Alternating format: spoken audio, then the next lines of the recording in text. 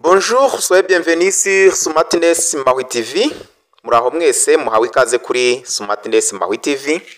Uyu mwanya rero tugiye kwiga ikoreshwa rya il faut et il ne faut pas. Il faut bivuga ni ngombwa, il ne faut pas bivuga si ngombwa.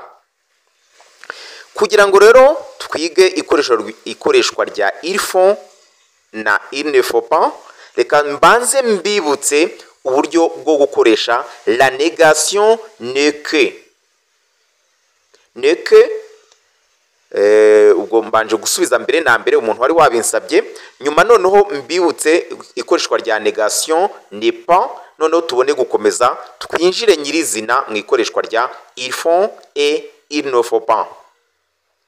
Ku bantu mwabidusabye, ne que ubundi ntabwo ari négation ahubwo ni ijambo rivuga gusa. Je n'ai que 5000 francs rwandais. Je n'ai que 5000 francs rwandais. Ni ukuvuga ngo mfite ibihumbi 5 byonyine. Abantu benshi rwose mumbabarire aka kantu mujye mukitaho, nubona neke iri mu nteruro ntukumve ko bahakanye, ahubwo ujye wumva ko bavuze ko ari byo bihari gusa. Je n'ai que 5000 francs rwandais. N'est que. Non, n'est pas. L'utilisation de n'est pas niyo ni impakanyi. Hakaba habanza pronom personnel, hagakurikiraho ne, hagakurikiraho inshinga, hagakurikiraho pas. Exemple: je ne mange pas. Je, pronom personnel, ne, négation, manger, inshinga, pas, impakanyi. Je ne mange pas. Tu ne manges pas. Il ne mange pas. Elle ne mange pas. Nous ne mangeons pas. Vous ne mangez pas. Il ne mange pas. Sinjya, nturya, ntarya, ntiturya, ntimurya, ntibarya. Urumva ni impakanyi. Yaba ari muri forme affirmative, bwaba ari mu buryo bwemeza nkavuga je mange, ndarya. Tu manges, urarya. Il mange, ararya. Nous mangeons, turarya. Vous mangez, murarya. Il mange, bararya. Ngira ngo uru ni urugero rwiza rwo kubanza kukwibutsa ne pas et ne que. Iyi nshinga rero iyo tuvuze ngo il faut il ne faut pas, mbere na mbere bituruka ku yihe nshinga? Bituruka ku nshinga itondagurwa mu gihe kimwe gusa, itondagurwa kuri troisième personne du singulier, ngenga ya gatatu y'ubuki. Bituruka ku nshinga yitwa falloir. Falloir c'est-à-dire kugomba. Il faut ni ibyo gusa, ntabwo bavuga ngo je faut, oya, ni hano itondagurwa gusa. Niyo mpamvu rwose nabahaye umwanya cyane ko hari abantu bari babinsabye kugira ngo nyisobanure neza, noneho tuyikoreshe mu nteruro. Reka tugendane rero tuyikoreshe, noneho tugiye kubanza dukoreshe il faut.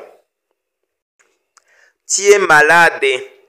Tu es malade, urarwaye. Il faut te coucher. Ubwo ni ngombwa ko uryama. Se coucher ni ukuryama. Coucher, kuryama. Tu es malade, urarwaye. Il faut te coucher. Si byose niba urwaye urajya kuryama. Ubye il faut se faire soigner. Se faire soigner ni ukwivuza.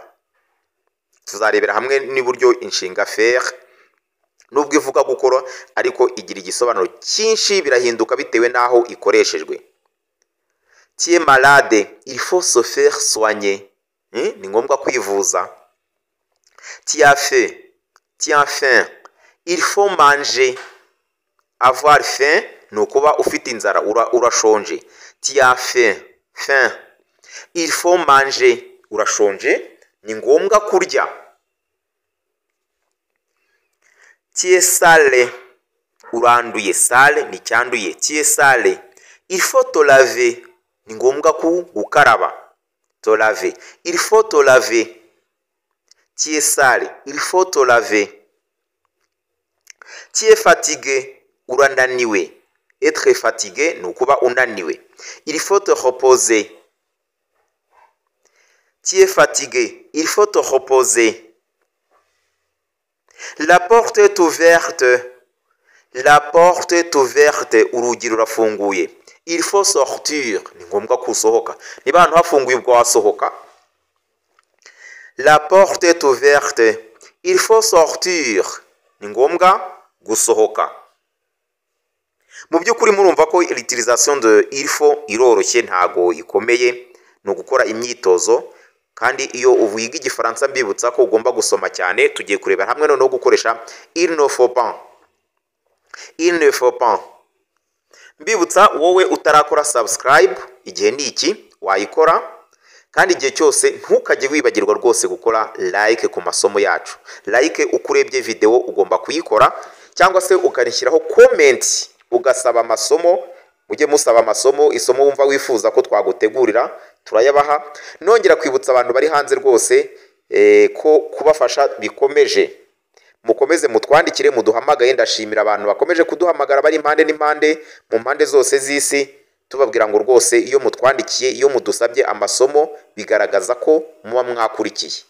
Reka dukomeze rero turebera hamwe l'utilisation de il ne faut pas. Il ne faut pas si ngombwa. Exemple, il ne faut pas jouer dans la route. Il ne faut pas jouer. Jouer no gukina. Si ngombwa, sibyo gukina dans la route, gukinira mu muhanda. Ntabwo ari byo rwose, nawe urabyumva ko byateza impanuka. Il ne faut pas jouer dans la route. Il ne faut pas fumer. Fumer ni ukunywa itabi. Kunywa itabi, cigarette. Il ne faut pas fumer. Si byiza kunywa itabi, bitera uburwayi. Il ne faut pas boire beaucoup d'alcool. Il ne faut pas boire beaucoup d'alcool. Ntabwo ari byiza kunywa ibisindisha byinshi. Il ne faut pas boire beaucoup d'alcool. Alcool burya nayo ibikenewe mu buzima. Kunywa alcool nke ntabwo ari bibi, ariko ni bibi kunywa byinshi. Il ne faut pas boire beaucoup d'alcool. Boire ni ukunywa, beaucoup byinshi, alcool ni ibisindisha. Il ne faut pas boire de l'eau salée. Birabujijwe kunywa, ni bibi kunywa amazi yanduye. De l'eau salée, de l'eau ni amazi, salée ni cyanduye. Il ne faut pas boire de l'eau salée. Il ne faut pas déranger en classe. Si byiza kuderanja mu ishuri. Si ngombwa gukubagana mu ishuri. Il ne faut pas déranger en classe. Hano rero ngiye kubaha imyitozo, namwe mugiye kuyisubiza. Compléter par il faut ou il ne faut pas. Ugiye kuzurisha il faut cyangwa se il ne faut pas. A. Dash dash, aha muruzurishamo il faut cyangwa se il ne faut pas. Manger beaucoup de sucre. Sucre ni isukari nyinshi. Manger beaucoup de sucre. Muruzamo ibikwiye. B. Dash dash. Aller à l'école. Aller à l'école. Kujya ku ishuri, ubwo murashyiramo icyo mubona gikwiye kuzuzwamo. C. Dash dash. Suivre en classe. Suivre ni ugukurikira. Classe ni ishuri. Suivre en classe. D. Dash dash. Obéir les parents. Obéir les parents. Obéir ni ukubaha, les parents ni ababyeyi. Ubwo murashyiramo icyo mubona gikwiye. Réponse.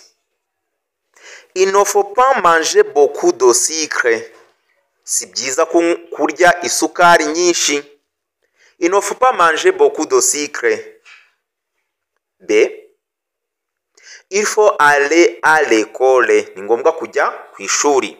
Il faut aller à l'école. C. Il faut suivre en classe. Ni ngombwa gukurikira mu ishuri. Suivre en classe. D. Il faut obéir les parents. Il faut obéir les parents. Ni ngombwa kubaha ababyeyi. Mu by'ukuri iri fo ni ikoreshwa ku kintu kiri ngombwa, c'est la nécessité, igikenewe kiri ngombwa. Rwose nongere nkwibutse wibuke gukora like igihe cyose ubonye video za Smartness Mahwi TV, subscribe ikorwa rimwe. Kubifuza kureba amasomo tuba twarashyizeho ukanda aho muri logo mu izina rya Smartness Mahwi TV, ugakanda handitse video ukareba isomo ryose twifuza, cyangwa se ukandikamo umutwe w'isomo wifuza muri search ya hariya hejuru kuri YouTube, ugashyiramo ngo by Smartness Mahwi TV, bityo ukahitamo isomo ushaka. Wasanga tutararitegura ukaridusaba. Intego yacu ni ugushyiraho amasomo rwose ku buryo uzajya ushaka isomo ugasanga buri somo twarariguteguriye. Merci de nous avoir suivis. À la prochaine occasion. Au revoir.